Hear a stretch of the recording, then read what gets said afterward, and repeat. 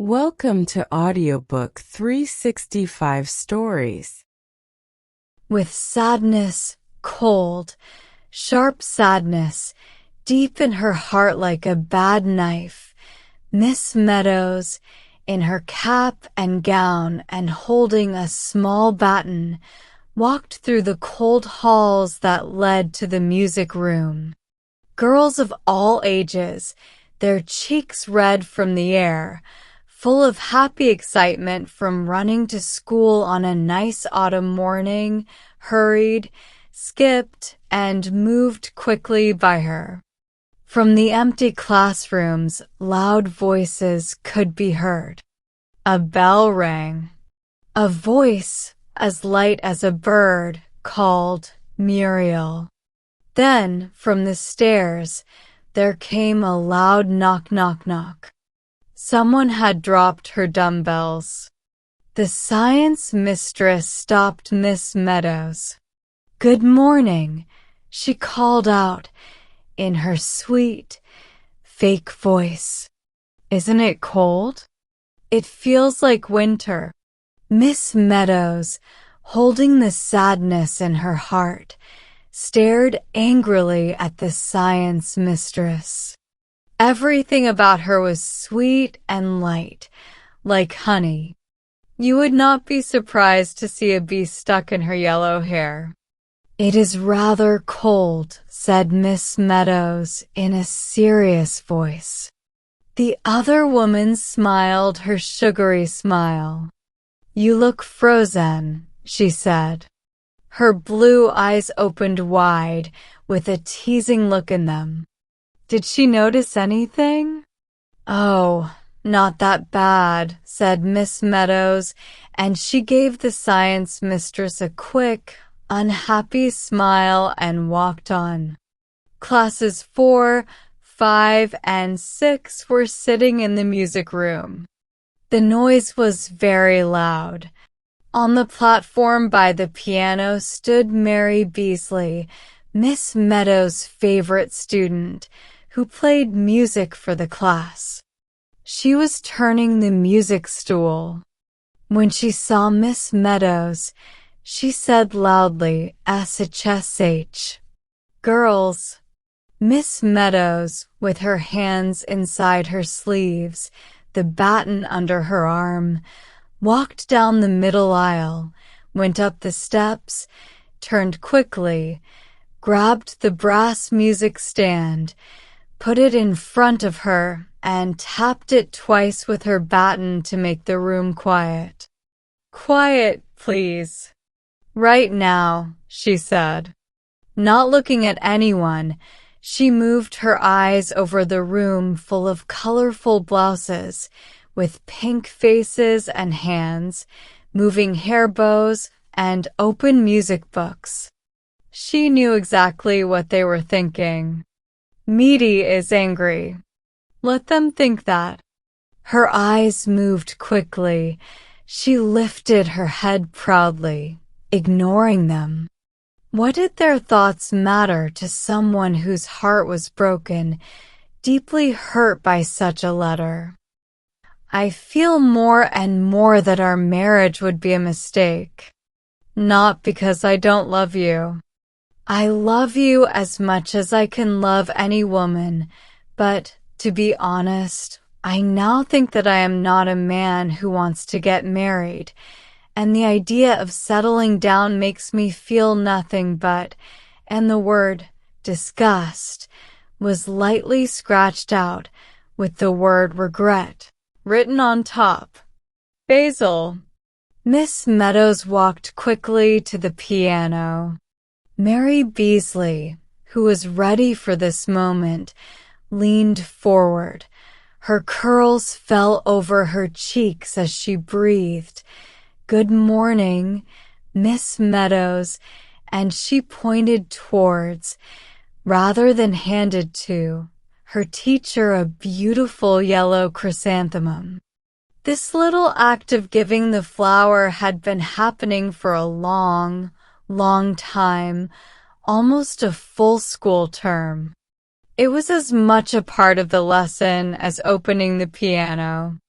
But this morning, instead of picking up the flower, instead of putting it in her belt and leaning over Mary to say, "Thank you, Mary. How very nice." Turn to page 32. Mary was shocked when Miss Meadows ignored the flower, did not reply to her greeting, and said in a cold voice, page 14, "Please," and mark the accents carefully. A terrible moment. Mary's face turned red, and she was so embarrassed that tears came into her eyes. But Miss Meadows had already returned to the music stand, and her voice echoed through the music room. Page 14. We will start with page 14. A lament. Now, girls, you should know it by now. We will sing it all together, not in parts, all together, and with no emotion. But sing it clearly, while beating time with your left hand. She lifted the baton and tapped the music stand twice. Mary played the first chord, and all the left hands came down, moving in the air, while the sad voices sang. Fast. Too fast fade the roses of pleasure. Soon autumn gives way to winter's cold. Quickly. Quickly music's happy sounds pass away from the listening ear. Goodness, what could be more sad than that song? Every note was like a sigh, a sob, a sound of deep sadness. Miss Meadows lifted her arms in her wide gown and began conducting with both hands. I feel more and more that our marriage would be a mistake, she waved. And the voices cried, quickly. Quickly. What made him write such a letter? Why did he send it? It came out of nowhere. His last letter had been all about a new bookcase he had bought for our books and a cute little hall stand he had seen, a very neat thing with a carved owl on a shelf, holding 3 hat brushes in its claws. How she had smiled at that. So like a man to think someone needed 3 hat brushes. From the listening ear, the voices sang. Again, said Miss Meadows. But this time in parts. Still with no emotion. Asterisk fast. Too fast. Asterisk with the deep voices of the contraltos added. It was hard not to shiver. Fade the roses of pleasure. The last time Basil had come to visit her, he had worn a rose in his buttonhole. How handsome he had looked in that bright blue suit with that dark red rose. And he knew it, too. He couldn't help knowing it. First, he fixed his hair, then touched his mustache. His teeth shone when he smiled. The headmaster's wife keeps asking me to dinner. It's really annoying. I never get an evening to myself at that place. But can't you say no? Oh, well, a man like me can't afford to be unpopular. Music's happy sounds, the girls sang sadly. The willow trees outside the tall, narrow windows waved in the wind. They had lost half their leaves. The small leaves that were left wiggled like fish caught on a line. I am not a marrying man. The voices stopped and the piano waited. Quite good, said Miss Meadows, but her voice was still so strange and cold that the younger girls started to feel very scared. But now that we know it, we will sing it with feeling. As much feeling as you can. Think of the words, girls. Use your imaginations. Asterisk fast. Ah, too fast. Asterisk, shouted Miss Meadows. That should burst out a loud, strong sound, a sad cry. And then, in the second line, winter drear, make that drear sound like a cold wind is blowing through it. Drear. She said it so seriously that Mary Beasley, sitting on the piano stool, shivered. The third line should get louder. Asterisk quickly. Quickly music's happy sounds. Asterisk then starts soft on the first word of the last line, passes, and then on the word away, you should begin to fade, to get quieter, until the listening ear is just a soft whisper. You can slow down as much as you want on the last line. Now, please. Again, she tapped twice. She lifted her arms. Asterisk fast. Too fast. Asterisk. And the idea of settling down fills me with nothing but disgust. Disgust was the word he wrote. That meant the engagement was definitely over. Over. Their engagement. People were already surprised when she got engaged. The science mistress didn't believe it at first, but no one had been as surprised as she was. She was 30. Basil was 25. It had been a miracle, just a miracle, when he said, as they walked home from church one very dark night, you know, somehow I've grown fond of you. And he had touched the end of her long feather scarf. Passes away from the listening ear. Again, again, said Miss Meadows. More feeling, girls. One more time. Asterisk fast. Too fast.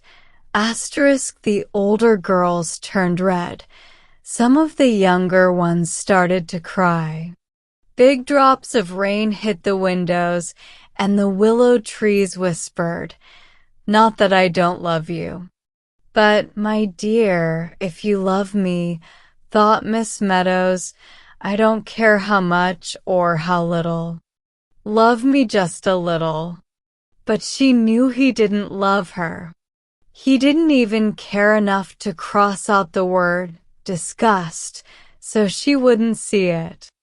Soon autumn gives way to winter's cold. She would have to leave the school. She could never face the science mistress or the girls when everyone found out. She would have to go somewhere far away. Passes away. The voices started to fade, to get quieter, to whisper, and disappear. Suddenly, the door opened.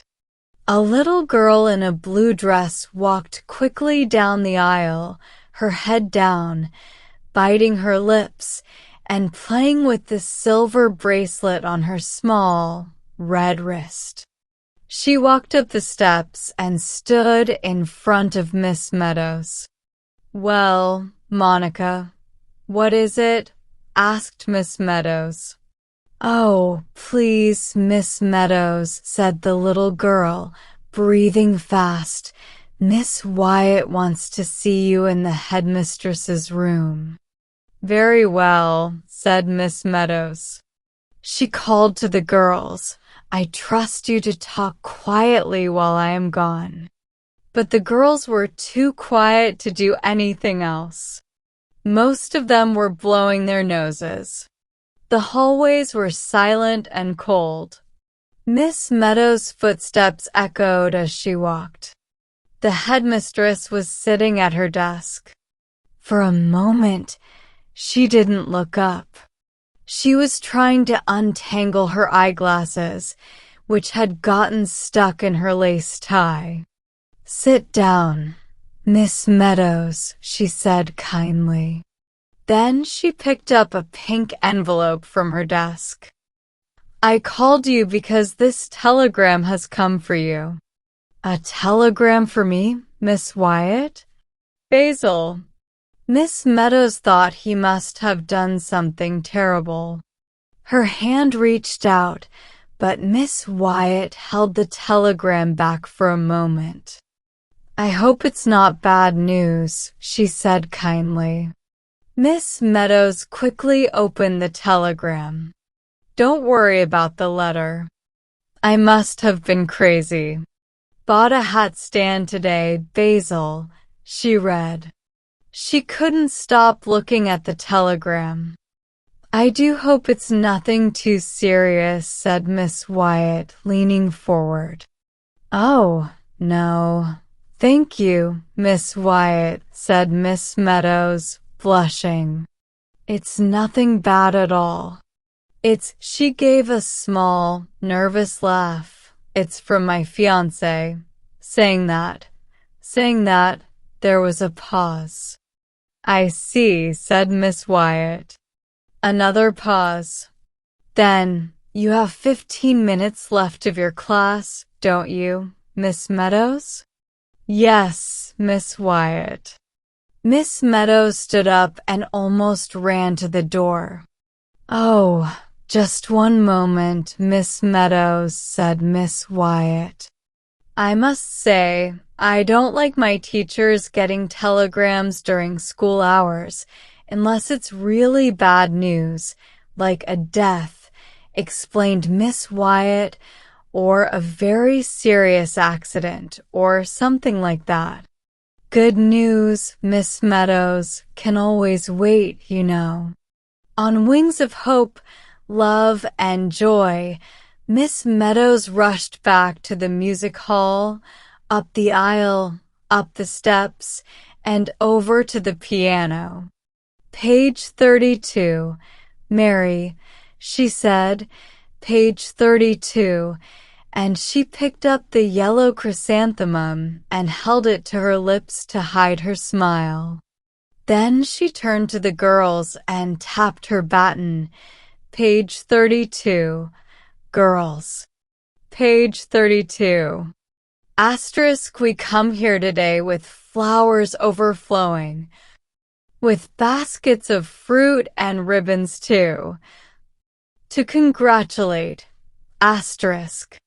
Stop, stop, cried Miss Meadows.